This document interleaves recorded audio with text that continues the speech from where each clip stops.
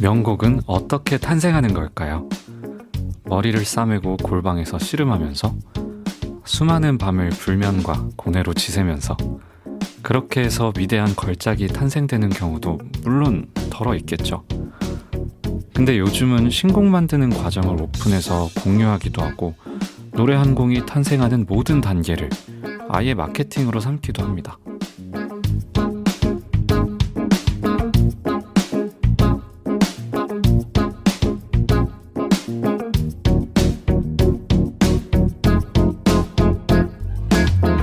안녕하세요. 싱어송라이터 홍이삭입니다.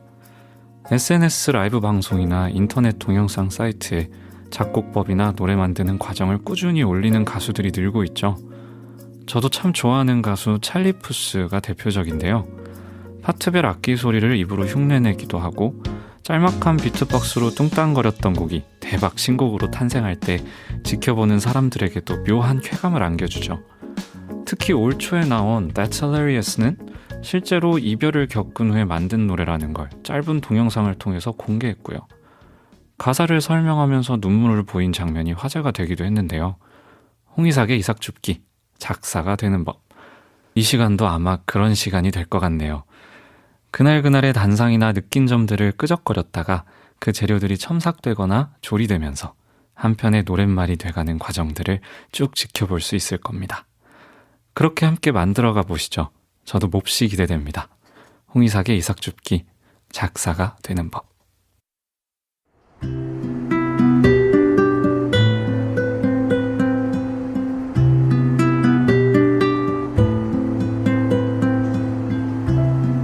홍이삭의 습작 노트.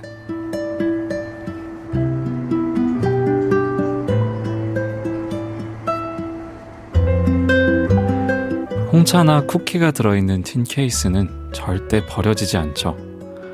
손편지 보관함이나 약상자로 훌륭하게 변신할 때도 많습니다. 특별한 카테고리 없이 이것저것 잡동사니를 모아놓을 때도 있죠. 단추, 돌멩이, 고무밴드, 책갈피 등등. 가끔은 대체 이걸 뭐하러 안 버리고 놔뒀지? 싶은 것들도 있는데요. 혹시 또 모를 일이죠. 나중에 요긴하게 쓰게 될 수 있으니 일단은 갖고 있어 보는 것. 그 순간의 마음이나 기분을 간직하고 싶기도 하고요. 홍이삭의 습작 노트가 바로 저에게 그런 틴 케이스입니다. 나중에 어떤 노래가 되고 이야기가 될지 알 수 없지만 떠오르는 대로 이리저리 끄적여 보려고요. 혹시 또 모를 일이죠. 멋진 노랫말의 한 소절이 돼 있을지도요. 저도 기대됩니다. 홍이삭의 습작 노트.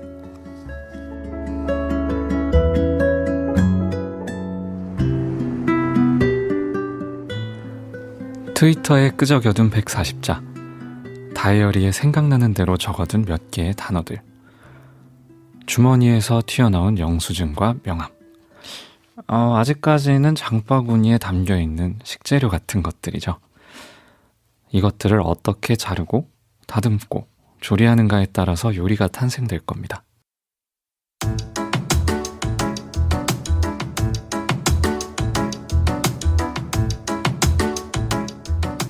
홍이삭의 이삭줍기, 작사가 되는 법. 오늘은 그 첫 시간이니까 노랫말을 만들 때 우리가 자주 묻는 질문들 몇 가지 풀어보면서 시작해도 좋을 것 같아요. 항상 등장하는 단골 문답에는 다 이유가 있으니까요. 그죠?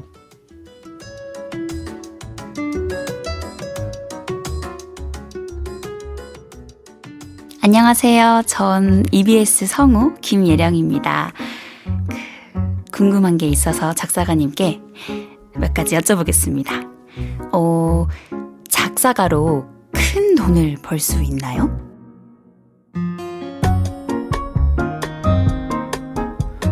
네. 이 질문은 빠지면 말이 안 되죠. 제일 궁금하면서도 또 어리석은 물음 같은데 잘 물어보지 못하는 그런 거죠. 마치 저희 부모님한테 얼마 벌고 계시죠? 뭐 이렇게 부모님 통장 안 궁금하신가요? 전 좀 가끔 궁금한데 아무튼 네, 뭐 필요한 팩트니까 이제 Q&A니까 속 시원히 풀고 시작을 해봅시다. 히트곡 메이커라고 불리는 몇몇 작사가들은 작사료도 엄청나지만 저작권 수입료도 어마어마하다고 알고 있어요. 작사가 김이나님 4년째 저작권료 1위라고 하네요. 참 부럽습니다. 국내 탑 작사가들은 아마 이렇게 큰 돈을 버실 걸로 알고 있어요. 참 이게 좀 이제 작사가 같은 경우는 이제 저작권에 대한 수입은 저는 약간 특허권 같다라고 생각을 합니다. 지속적으로 이제 노래를 많은 분들이 들어주실수록 그거에 대한 일정 수익이 매달 들어오거든요. 그래서 월급이라기보다는 약간 투자의 개념이 조금 더 가깝지 않나 뭐 이런 생각을 하거든요. 그래서 결국 그분들이 하신 작품이 잘 되면 잘 될수록 많이 번다 뭐 이렇게 보시면 될 것 같아요. 그래서 결국 재생 숫자 또 클릭 숫자에 비례한다라고 보실 수 있으니 저도 물어보고 싶네요. 김이나님 얼마 버시는지. 네, 그래서 잘 되는 분들은 확실히 적지 않은 돈을 번다라고 저도 알고는 있는데, 이것은 좀 이제 부익부 빈익빈이다라고 말하는 게 조금 더 정확하지 않을까 싶어요. 잘 되고 유명해지는 곡들을 쓰신 분들은 물론 많이 받지만, 또 같은 곡의 숫자를 쓰더라도, 가지고 있더라도, 그러니까 어떤 분이 100곡을 쓰더라도 하나의 히트곡을 쓰신 분이 더 많은 돈을 벌 수도 있는 이제 그런 시장이다. 네, 좀 적나라한 이야기 그렇게 해봤습니다.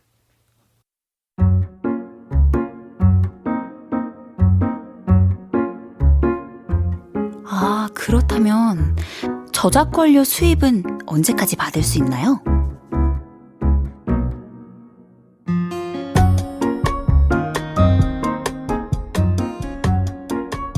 영화 어바웃 어 보이의 휴 그랜트는 캐롤을 작곡한 아버지 덕분에 평생 놀고 먹어도 전혀 지장 없는 부유한 백수로 나오죠.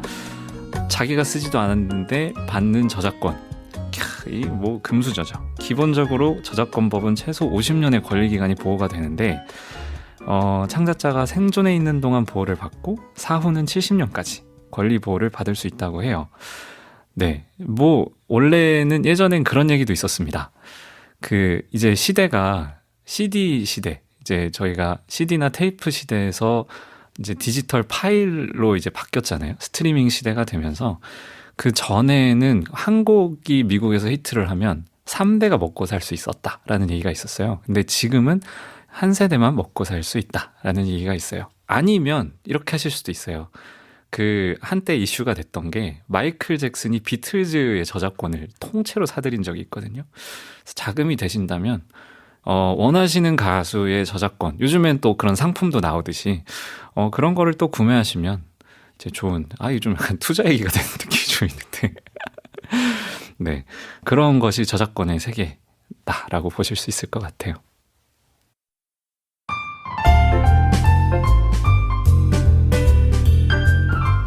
작사가가 되려면 특정한 학과를 졸업해야 하나요?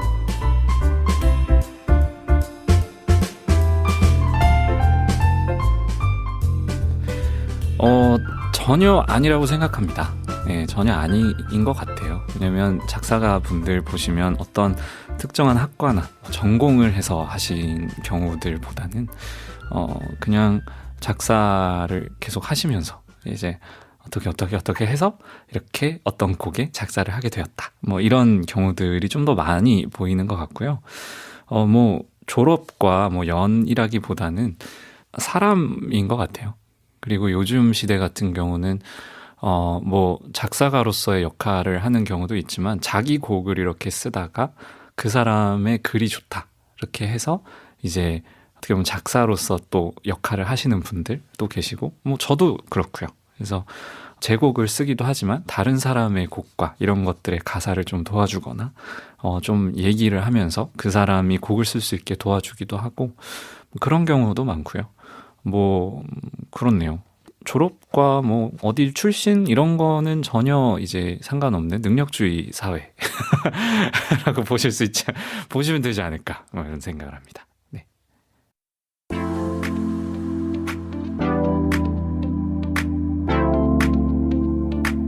아, 그렇다면 작사를 배우거나 뭐 데뷔할 수 있는 루트는 따로 있나요?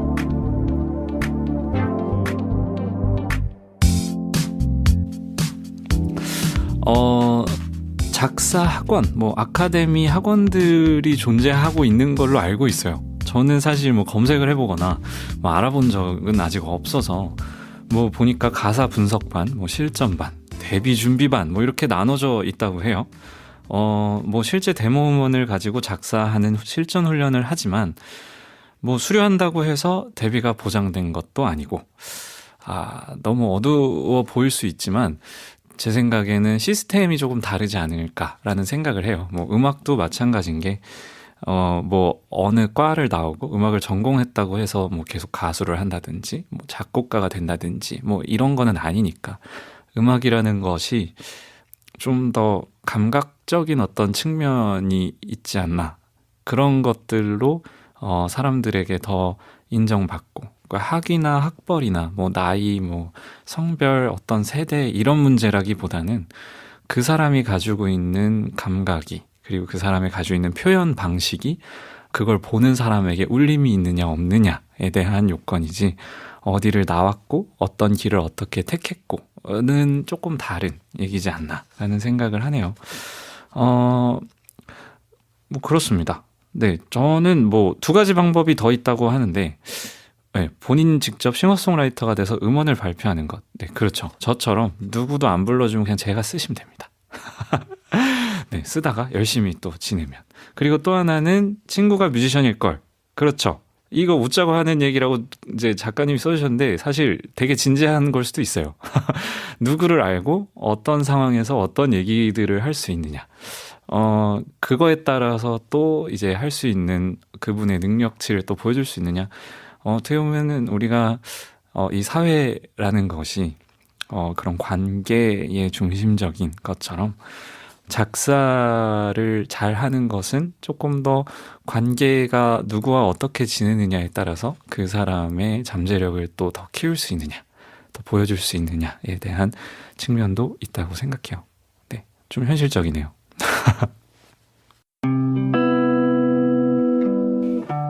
요즘 크레딧의 공동 작사도 좀 심심찮게 보이던데 그럴 때 작사료는...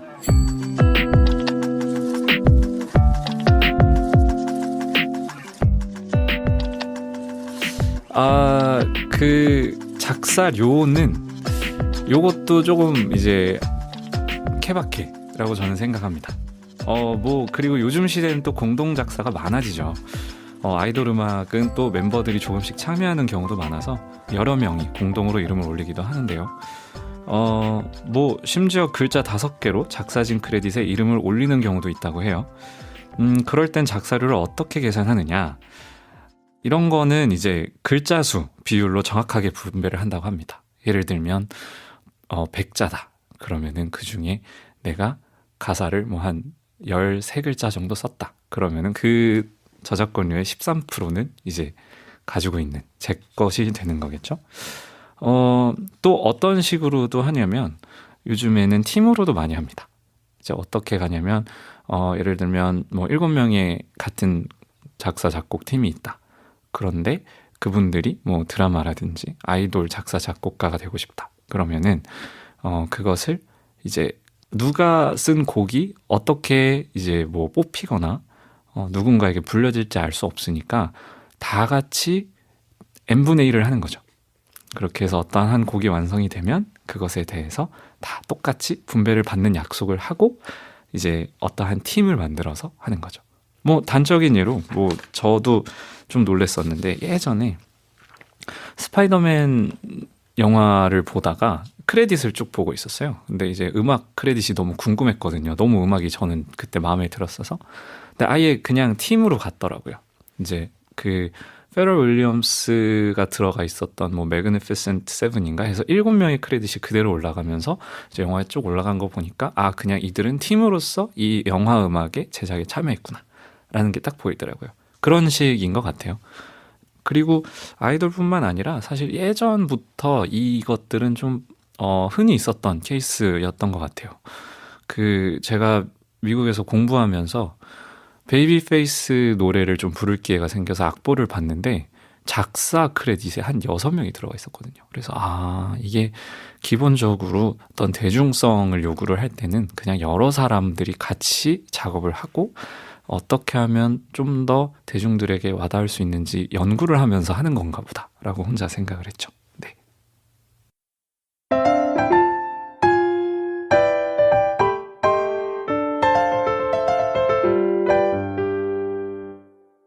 대중가요엔 왜 사랑과 이별 노래가 많죠?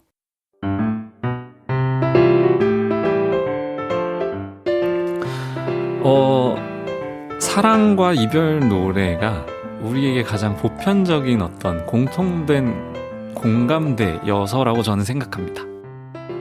물론 뭐 배고픔, 뭐 졸림, 뭐 이런 거는 있을 수 있겠지만 어떤 좀 감정에 호소하고 얘기할 수 있는 것 중에 뭐 분노, 뭐 아니면은 어떠한 뭐랄까요 환희 이런 것들이 될 수는 있지만 그런 것보다 좀 더 사랑이라는 감정에서 표현할 수 있는 다채로움이 좀 더 넓은 것 같아요. 저희가 보통 어디에 화가 난다 그럼 화가 나는 것으로 끝나지만 뭐 누구를 사랑한다라고 했을 때 너의 뭐 미소는 나를 환하게 봄같이 이렇게 나의 뭐 내 어두웠던 세상을 밝게 뭐 이런 표현이 조금 더 다채롭잖아요. 내가 화가 나는데 너의 얼굴을 보니 내 머리가 하얀색이 되는 것 같구나 뭐 이렇게 말하는 것보다는 네, 이렇게 저희 작사 실력을 좀 적나라하게 보여드리고 있네요. 뭐 그렇죠. 뭐 또 사랑 타령이 지겹다고 하시는 분들이 계실 수 있겠지만 뭐 사랑을 안 하는 분들은 없다고 생각하니까 또 아직까지 쓰여지지 않은 사랑 노래 또 표현들이 또 아주 많지 않을까 생각합니다.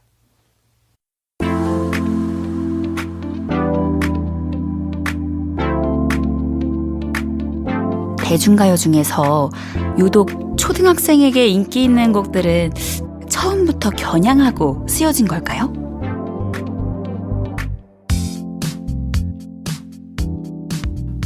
이것은 제 생각엔 아무도 모르는 일이라고 생각해요. 뭐 소코모드의 회전목마, 뭐 이무진의 신호등, 그리고 한때는 아이콘의 사랑을 했다가 그런 곡이었죠. 아내님의 문어의 꿈 같은 곡들은 아이들이 훨씬 좋아하는 곡이어서 유치원이나 어린이집에서 떼창으로 불린다는 얘기 저도 들었어요. 이게 보통 어떤 곡이 유행이냐, 왜 유행했냐를 보는 것은 항상 그렇잖아요. 저희가 무엇이 트렌드냐, 어떤 것들이 왜 사람들 입에 더 오르락 내리락 하느냐는 항상 알 수 없는 요소인 경우가 많은 것 같아요. 그러니까 어떻게 보면 이게 왜 이렇게 됐지 분석을 할 수는 있는데 시간이 지나면서 이것은 초등학생에게 인기가 있을 수 있지 않을까라고 예상은 할 수 있지만 그것이 정확하게 맞는다면 모두가 히트곡 메이커가 되지 않았을까 생각해요. 그렇죠.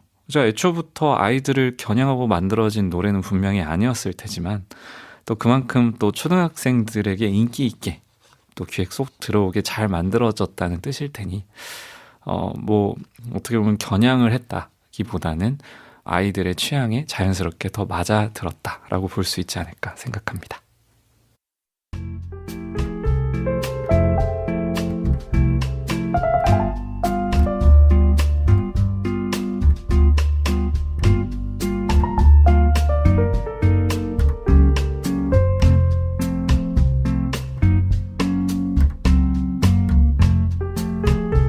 홍이삭의 이삭줍기, 작사가 되는 법.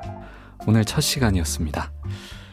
여러분 어떻게 들으셨는지 모르겠지만 이제 저의 얘기를 좀 많이 했죠? 앞으로는 또 힙합 가사 쓰는 법, 뭐 힐링 가사의 노하우, 이별 가사에서 피해야 할 것 등 이런 얘기들도 좀 해보고요. 분석도 좀 해보고 싶고 개인적으로는 히트곡을 쓰신 작사가님에게 좀 이렇게 뭔가 레슨을 좀 받으며 저도 그 대열에 낄 수 있을지 한번 노려볼 수 있는 시간이 되었으면 좋겠다라는 사심을 한번 얘기하면서 다음 시간에 봬요. 너무 즐거웠습니다. 네, 홍의삭의 이삭줍기.